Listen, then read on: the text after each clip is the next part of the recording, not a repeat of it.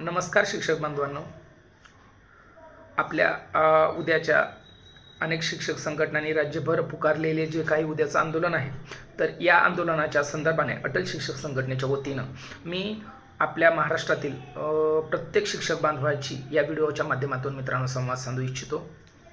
बघा मित्रांनो, आजचा आपल्या पुढील जो विषय आहे तो फक्त TETचा विषय नाही, केवळ पदोन्नतीचा नाही, तर महाराष्ट्रातील शिक्षकांच्या एकजुटीचा, भविष्यातील नेतृत्वाचा आणि शिक्षण व्यवस्थेला जी काही दिशा द्यायची आहे त्याचा हा विषय आहे.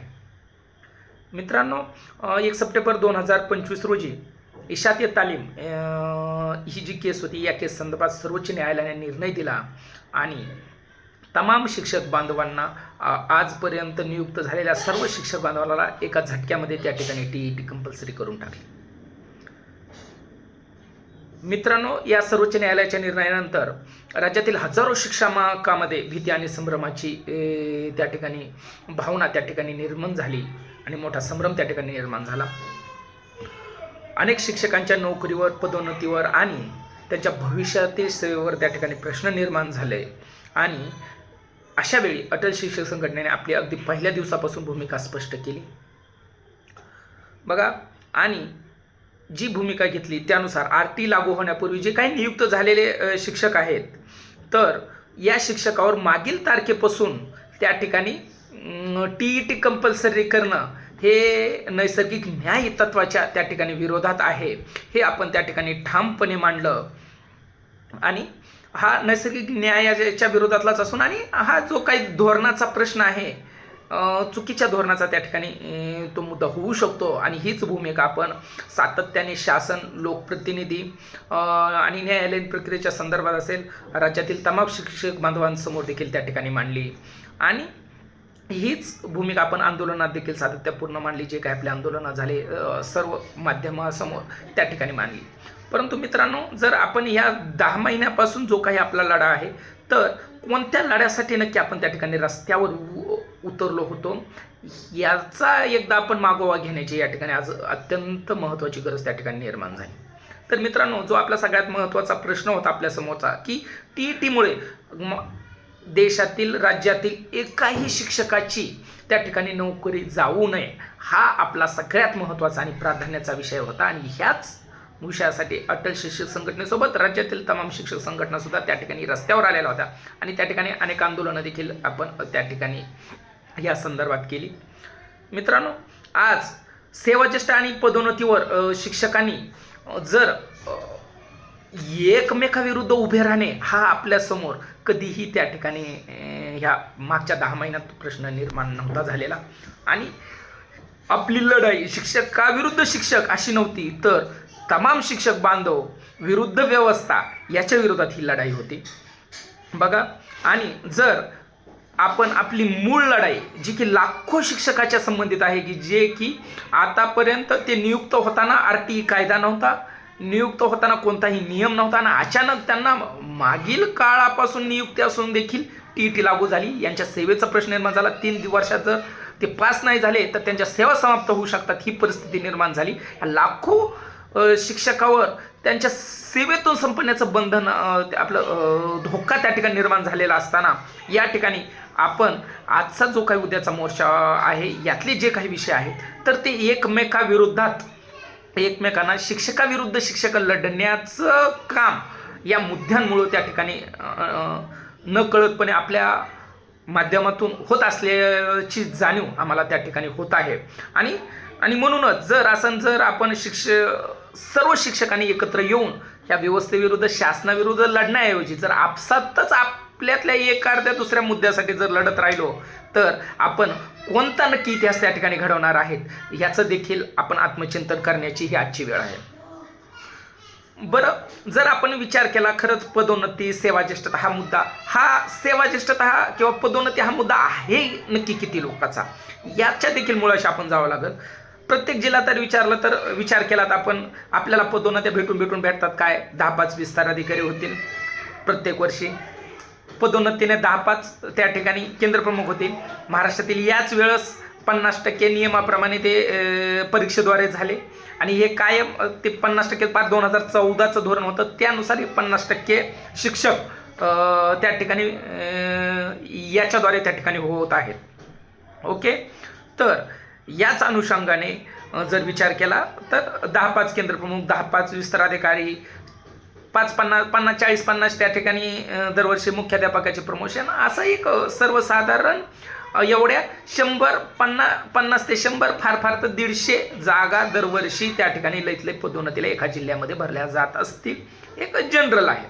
आणि या एवढ्याच लोकांचा 100 ते 150 लोकांचा जो प्रश्न आहे एका जिल्ह्याचा, तर या लढ्यासाठी जे हजारो शिक्षक बांधव आहेत, ज्यांची की सेवाच समाप्तीच्या टप्प्यावर आलेली आहे, तर तो मूळ लढ्याला आपण खूप गंभीर नुकसान एका छोट्या मुद्द्यासाठी आपण पोहोचवत आहोत, असं मला त्या ठिकाणी वाटतंय. आणि बघा, म्हणून जर ह्या लाखो शिक्षकांचं भवितव्य जर ज्या मुद्द्यासाठी धोक्यात आहे, तर तो मुद्दा आपल्या प्राधान्यक्रमात असायला हवे. वैयक्तिक हेवे दाव्याचा आणि एकमेकांविरुद्ध लढण्याचा मुद्दा त्या ठिकाणी तितका आपल्यासाठी खरंच महत्त्वाचा आहे का, हे देखील त्या ठिकाणी आपल्याला विचार करायचे आहे. जर सेवाज्येष्ठ शिक्षकांची बाजू जर पाहिजे झाली, तर खरंच सेवाज्येष्ठ शिक्षकांचा जो अनुभव आहे, त्यांनी आजपर्यंत जे शिक्षणासाठी दिलेलं योगदान आहे आणि त्यांच्या जे न्याय अपेक्षा आहेत, यांचा पूर्ण सन्मान देखील आपण त्या ठिकाणी करायला हवा. ही गरज तर आपल्याला प्रथम दृष्ट्या त्या ठिकाणी मान्य करावी लागेल. मात्र यासाठी जर आपण सर्व राज्यभर जर आंदोलन या मुद्द्यावर जर उभारणार असू, तर या संदर्भातील जे याच्या विरोधातले मुद्दे आहेत किंवा दुसऱ्या शिक्षकांचे जे मुद्दे सेवाज्येष्ठपेक्षा सेवा कनिष्ठ असतील किंवा इतर कोणते मुद्दे असतील, तर यांच्या देखील मुद्द्यावर आपल्याला त्या ठिकाणी साकल्यानं बारकाईने विचार करावा लागेल, जेणेकरून एक मध्यम भूमिका आपल्याला त्या ठिकाणी काहीतरी घेता येईल, जे की शिक्षकांमध्ये फूट न पडता आपल्याला एखादी भूमिका त्या ठिकाणी घेण्यासाठी ती मदतीला येईल. बघा, आज जर आपण विचार केला तर जवळपास अनेक शिक्षक हे इतर जिल्ह्यात कार्यरत असतात आणि 10-10, 15-15, 20-20 वर्ष सेवा केल्यानंतर ते त्यांच्या मूळ जिल्ह्यामध्ये त्या ठिकाणी परत जातात. हे आंतरजिल्हा बदलीने परत जातात. मात्र ज्या दिवशी आंतरजिल्हा बदलीने ते त्यांच्या जिल्ह्यात गेले, त्याच दिवशी त्यांची सेवाज्येष्ठता 0 होते मित्रांनो.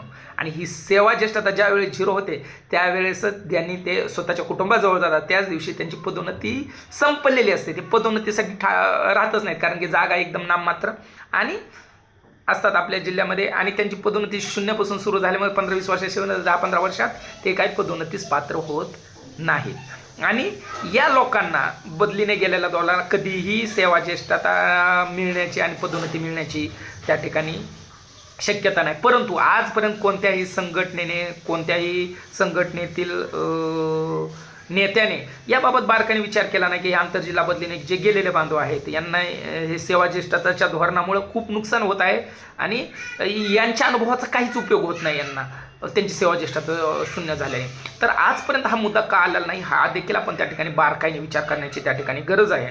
आणि जर अशा वेळी जर हे TET वगैरे या मुद्द्यामुळं, पदोन्नतीमुळं एक समान पात्रता धरून जर अशा लोकांना त्या ठिकाणी संधी निर्माण होणार असेल आणि हा न्यायाचा मार्ग कुठेतरी निर्माण होणार असेल, तर त्याच्यावर देखील एक आपण त्या ठिकाणी विचार करण्यासाठी आपल्याला विचार त्या ठिकाणी करणं गरजेचं आहे. बघा, जर आपण आर्थिक निकषावर जर विचार केला तर 2005 नंतरचे नियुक्त शिक्षक आहेत, यांना जुनी पेन्शन योजना नाही. नवीन पेन्शनमध्ये त्यांच्याकडून 10% त्यांच्या बेसिकच्या त्यांच्या पगाराच्या 10% रक्कम त्या ठिकाणी शासन अगोदरच कापून घेते. अगोदरच त्यांच्या 10%ला वाट लावलेली आहे 2005 नंतरच्या नियुक्त शिक्षकांना. आणि आता हळूहळू जास्त वयात लोकांना नोकऱ्याच मिळायला लागल्या आणि त्यात जुने जे शिक्षक होते 8वी, 10वी, 12वीवर जुना जो प्रकार होता 10वी, 12वीवर त्या ठिकाणी शिक्षक व्हायचे आणि असे सेवाज्येष्ठ शिक्षक असल्यामुळं तर हे नवीन 2005 नंतर लागलेल्या शिक्षकांना कोणतीही त्या ठिकाणी पदोन्नती मिळण्याच्या सेवाज्येष्ठतेनुसार त्या ठिकाणी संधी अत्यंत नाममात्र होऊन जातात. अशा परिस्थितीमध्ये जर सेवाज्येष्ठता एकाच निकषावर आणि त्यांचा पगारही कमी व्हायला लागला, ही एक गोष्ट झाली. मात्र जर समान पात्रतेवर आधारित काही त्यांचे जे काही त्यांच्याकडे अधिकचे कौशल्य आहेत, ह्या कौशल्यावर आधारित त्यांना जर कुठं पदोन्नतीची संधी मिळत असेल, तर खूप मोठा आर्थिक गेन ह्या लोकांना मिळण्याची शक्यता आहे. त्याचं कारण कमी नोकरीमध्ये ज्यावेळेस तुम्हाला पदोन्नती मिळते त्यावेळेस तुमची बेसिक कमी असतं, पण ते पदोन्नतीमुळे अचानक मोठा लाभ मिळतो. मात्र ज्यांनी 10-15 वर्ष सेवा केलेली आहे त्याचं बेसिक अगोदरच त्या लेवलला गेलेलं असतं. पदोन्नती मिळालं तरी त्यात 200-400 रुपयापेक्षा जास्त बेसिकमध्ये काही फरक पडत नाही. ही एक वस्तुस्थिती आहे. त्याचबरोबर जर आणखी आपण बारकाईने विचार केला तर 12 वर्षानंतर आपल्याला चट्टोपाध्याय वेतन श्रेणी लागू होते, 24 वर्षानंतर निवड श्रेणी लागू होते. ह्या वेतन श्रेणी कशासाठी, तर तुम्हाला पदोन्नती भेटली नाही म्हणून तो लाभ तुम्हाला आर्थिकदृष्ट्या दिलाच जातो. त्याच्यामुळं निस्ती पदोन्नती नाही भेटली याने म्हणजे सेवाज्येष्ठ शिक्षकाचं खूप काही आर्थिक नुकसान होण्याचे चान्सेस खूप नाममात्र आहेत, म्हणजे जवळजवळ नसल्या जमा आहेत. मात्र जर ज्युनियर शिक्षकाचा विचार केला, नवीन पेन्शनवाल्या शिक्षकांचा विचार केला तर यांना खूप मोठा लाभ त्या टाकून मिळण्याची शक्यता आहे. आणि जर TET सारख्या मार्गामुळं जर त्यांना तो मिळणार असेल किंवा मध्यम मार्ग दुसरा कोणता काढून जर त्यांना हे प्रमोशन भेटणार असेल तर त्यांची जी नव्या पेन्शनमुळं काही नुकसान भरपाई होणार आहे, बाकीच्या ज्या कारणामुळं किंवा इतर, तर मोठा लाभ त्यांना त्या ठिकाणी होऊ शकतो. बघा, जुन्या शिक्षकांना 10% कपात बी नाही, त्याच्यामुळे त्या अगोदरच त्यांना 10%नी ते आहेतच पुढं, ही सुद्धा त्या ठिकाणी वस्तुस्थिती आहे. आणि करिअरच्या दृष्टिकोनातून जर विचार केला तर नवीन शिक्षकासाठी पदोन्नती ही त्यांच्या करिअरमध्ये सगळ्यात मोठी संधी आहे. आर्थिकता आहे, संधी आहे पुढं जाण्याची. आणि त्यामुळं नक्कीच आपण त्यांच्या ह्या भावनेचा देखील या ठिकाणी विचार करणं गरजेचं आहे. बघा, त्याचबरोबर तिसरा जो आपला सगळ्यात महत्त्वाचा मुद्दा आहे, शिक्षणाच्या गुणवत्तेचा विचार. बघा, आजचे शिक्षण जर पूर्णपणे बदललं आहे. 21व्या पिढीचं हे 21व्या शतकातील हे शिक्षण आहे. आणि आत्ताचं नवीन राष्ट्रीय शैक्षणिक धोरण असेल 2020चं, तर डिजिटल शिक्षण असेल, AI ची क्रांती असेल आणि नवीन मूल्यमापन पद्धती, ह्या सर्वांचा जर विचार केला तर आपल्याला अनुभवी शिक्षकांचं मार्गदर्शन आणि नवीन पिढीची जी आधुनिक कौशल्य आहेत, तर ह्या दोन्हीचा समतोल साधणं गरजेचं आहे. आणि म्हणूनच या ठिकाणी नवीन लोकांना सुद्धा वरच्या पदावर जाण्याची संधी मिळणं त्या ठिकाणी तितकंच गरजेचं आहे. बघा, आज पार IAS पूर्ण जिल्ह्याचा कारभार 20-21 वर्षाचा युवक येऊन त्या ठिकाणी चालवतो, IAS सारखे पद त्या ठिकाणी भूषवतो. त्याचं कारण तेच आहे, कारण की नवीन कौशल्यही तेवढेच महत्त्वाचे आहेत आणि अनुभवही महत्त्वाचा आहे. आणि म्हणून ह्या दोन्हीची सांगड घालून आपल्याला एक मध्यम मार्ग ह्या सगळ्या गोष्टीतून काढणं त्या ठिकाणी गरजेचं आहे. आणि म्हणूनच आपण आपसात वादविवाद न करता हे समुपचाराने प्रश्न मिटवायचे सोडून जर आपण मोठं आंदोलन पूर्ण राज्यभर एकमेकाच्या विरोधात करत असू तर ही आपल्यासाठी, आपल्या ज्यांची नोकरी, लाखो शिक्षकांची नोकरी धोक्यात आहे, तर ह्या लोकांसाठी ही खूप धोकादायक घंटा आहे. हेच मला ह्या व्हिडिओच्या माध्यमातून आपल्याला लक्षात आणून द्यायचं आहे. बघा, आता संघटना म्हणून नक्की आपली भूमिका काय असावी याचा देखील आपण त्या ठिकाणी विचार करणं गरजेचं आहे. आपल्याला TET पासनं झालेल्या लाखो शिक्षकांचे भवितव्य आणि नोकरी वाचवणं हे आपला संघटना म्हणून सगळ्यात प्राधान्यक्रमाची बाब आपली असायला हवी. बघा, आणि मग हा जर लढा आपल्याला जर यशस्वी करायचा असेल तर तुफान एकजूट आपल्याला गरजेची आहे. पार नवीन शिक्षकापासून जुन्या सगळ्या शिक्षकांनी एका आवाजात ह्या लोकांच्या नोकऱ्या वाचवण्यासाठी आपण जर रस्त्यावर उठवलो, एकजुटीने जर उतरलो तर याच्यामध्ये नक्की आपण त्या ठिकाणी यशस्वी होऊ. याबद्दल कोणी मनात त्या ठिकाणी शंका वाटू नये. परंतु जर आपल्याला तेवढी एकजूट करायची असेल तर एकमेकाच्या विरोधात लढणारे मुद्दे आपल्याला बाजूला ठेवावे लागतील आणि जे व्यापक शिक्षक हिताचे मुद्दे त्यांना आपल्याला त्या ठिकाणी प्राधान्य धरून शिक्षकात एकमेकाविरुद्ध लढण्याऐवजी आपल्याला शासनाच्या विरोधात सर्वांना एकत्र घेऊन त्या ठिकाणी लढावं लागेल. हा विचार आपल्याला या ठिकाणी आज करण्याची गरज आहे. आणि म्हणूनच याच दृष्टिकोनातून जर आपल्याला संघटना म्हणून जर शासनाकडे मागणी करायची असेल तर सगळ्यात महत्त्वाची आपली मागणी ही आज रोजी आम्ही अटल शिक्षक संघटनेच्या माध्यमातून उद्याच्या आंदोलनाच्या पार्श्वभूमीवर शासनाकडे आपली मागणी ही असेल की RTI कायद्यात बदल करून RTI कायद्यात राज्यात जोपर्यंत अंमलबजावणी झालेली नव्हती तर यापूर्वीच्या सर्व शिक्षकांच्या नोकऱ्यांना संरक्षण तत्काळ देण्यात यावं. TET असो किंवा नसो तुमची नोकरी जाणार नाही. याच्यासाठी आवश्यकतेनुसार केंद्र सरकारसोबत सुद्धा राज्य सरकारने त्या ठिकाणी समन्वय साधणं गरजेचं आहे आणि हा प्रश्न हे संरक्षण देणं हे तत्काळ गरजेचं आहे. दुसरा जो आपला सगळ्यात महत्त्वाचा आहे की सेवाज्येष्ठ शिक्षकाचा अनुभव व आधुनिक शिक्षकांची जी आधुनिक शिक्षणासाठी, नवीन शिक्षणासाठी जी कौशल्य आवश्यक आहे तर यांचा या दोन्हीची सांगड घालून पदोन्नतीच्या प्रक्रियेत अनुभवासाठी देखील काही विशिष्ट गुण आपल्याला देऊन आणि आधुनिक कौशल्याची काही चाचणी घेऊन ह्या दोन्हीच्या संगमातून एक जर नवीन व्यवस्था त्या ठिकाणी जर शासनास त्या ठिकाणी करता आली आणि शासनाने जर एक चांगली प्रक्रिया की यांना देखील प्राधान्य मिळेल, जुन्या अनुभवाला देखील, त्याचबरोबर कौशल्याला देखील काही प्रमाणात प्राधान्य मिळेल, ह्या दोन्हीची सांगड घालून जर आपल्याला पदोन्नतीची नवीन पद्धती त्या ठिकाणी विकसित करण्यात आली दोन्ही बाबीला न्याय देण्यासाठी, तर ही शासनाने नक्की त्या ठिकाणी विकसित करायला हवी. हे देखील आपल्याला त्या ठिकाणी शासनाकडे आपली मागणी आहे. आणि तसंच शिक्षकांना केवळ शिकवण्यासाठी जबाबदारी जे आहे अनावश्यक जबाबदाऱ्या आहेत, कुठे SIR आहे, इतर अशैक्षणिक हजारो काम आहेत, ही लावून मुलाचं शिक्षण थांबवण्याऐवजी मुलाचा विचार कायम डोक्यात शिक्षकांचा राहील यासाठी कायम तो वर्गात विद्यार्थ्यांसमोर राहील आणि त्याला विद्यार्थ्यासमोर आंतरक्रिया करून विद्यार्थ्यांना घडवण्याची जी मुख्य जबाबदारी आहे ती त्याला पार पाडता येईल. यासाठी शिक्षकांसमोर कोणतीही दुसरी जबाबदारी ठेवू नये ही देखील त्या ठिकाणी आपल्याला आग्रही मागणी शासनाकडे आपली असेल.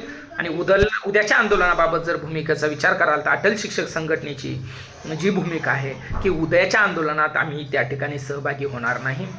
माझे तमाम महाराष्ट्रातील जे संघटनेला मानणारे, संघटनेसोबत असणारे, संघटनेचे पदाधिकारी यांना देखील संघटना म्हणून हे भूमिका आहे, भूमिका आपली त्या ठिकाणी सांगतो की आपल्याला त्या ठिकाणी या आंदोलनात सहभागी होण्याऐवजी एक संघटना म्हणून सांगतो. वैयक्तिक कोणाला व्हायचं असेल तो प्रत्येकाचा जो जरी पदाधिकारी असेल त्याला वैयक्तिक व्हायचं असेल तर तो होऊ शकतो, पण तो अटल शिक्षक संघटना म्हणून त्या ठिकाणी आपण त्या ठिकाणी या आंदोलनात सहभागी होणार नाही. त्याचं कारण आपल्याला मेन शिक्षकांच्या नोकऱ्या वाचवणे हा जो मुख्य मुद्दा आहे, तर हा मुख्य मुद्द्यापासून आपल्याला बाजूला ढळायचं नाही. आणि म्हणून शिक्षकाचे एकमेकाविरुद्ध वाद होतात, त्या मुद्द्यावरून एवढं मोठं आंदोलन करण्याऐवजी या लाखो शिक्षकांना न्याय देण्याची आपली मुख्य भूमिका असल्यामुळं उद्याच्या आंदोलनात आपण संघटना म्हणून त्या ठिकाणी सहभागी होणार नाही. आणि याबद्दल तमाम महाराष्ट्रातील शिक्षकांचे देखील मी त्या ठिकाणी माफी मागतो की आम्ही अशा शिक्षकाविरुद्ध शिक्षक लढणाऱ्या आंदोलनात त्या ठिकाणी सहभागी होणार नाही. तमाम शिक्षक बांधव जे असतील, ज्यांनी आयोजित केले, जे संघटनांचे वेगवेगळ्या पदाधिकारी असतील, ज्यांनी परिश्रम घेतले ह्या आंदोलनासाठी, त्यांची देखील या ठिकाणी मी माफी मागतो की आम्ही बाबा ह्या तुमच्या भूमिकेसोबत आज रोजी येऊ शकत नाहीत. आणि त्याचं कारण आम्ही आजच्या व्हिडिओमध्ये त्या ठिकाणी हे केलेलं आहे. म्हणून यापुढील जर जो काही लढा असेल, मग या जो शिक्षकांशी संवाद असेल, शासनाशी संवाद असेल, कायदेशीर प्रयत्न असतील आणि धोरणात्मक जो पाठपुरावा असेल, तर तो अटल शिक्षक संघटनेच्या माध्यमातून सातत्यपूर्ण त्या ठिकाणी सुरूच राहील. आणि म्हणूनच मित्रांनो, शेवटी जाता एवढं सांगेल, शिक्षक विरुद्ध शिक्षक असा संघर्ष नव्हे तर प्रत्येक शिक्षकाला न्याय देणारे धोरण हीच आपल्या सर्व शिक्षकांची खरी दिशा असायला हवी. बघा, आपले एकमेकांचे मतभेद असू शकतात, परंतु शिक्षकांची एकजूट आपली टिकलीच पाहिजे, ती आपल्याला निर्माण करावी लागेल, ती वाढवावी लागेल. आणि म्हणून ह्या शिक्षक एकजुटीसाठी परत एकदा सगळ्याला आव्हान करतो, जरी आपलं कोणी आपल्या विरोधात बोललं, एकमेकाचे मुद्दे जरी असतील, माझे तुमचे असतील, तुमचे माझे विरोध असतील किंवा इतर कोणाचे असतील, तर हे बाजूला ठेवून एका मिनिमम आणि व्यापक हितासाठी आपण परत एकत्र येऊयात, परत ही एकजूट करूयात आणि आपल्या लाखो शिक्षकावर जे काही संकट आलेलं आहे तर ते टाळण्यासाठी, त्यांच्या नोकऱ्या जाण्यासाठी त्या मेन लढ्यावर एकत्रित येऊयात. एवढंच त्या ठिकाणी आशावाद व्यक्त करतो. आणि नक्की आपण सर्वजण ह्या भूमिकेच्या दृष्टिकोनातून आपण एकत्र याल आणि ह्या लढा आपण नक्की यशस्वी करू अशी अपेक्षा त्या ठिकाणी व्यक्त करतो आणि थांबतो. धन्यवाद.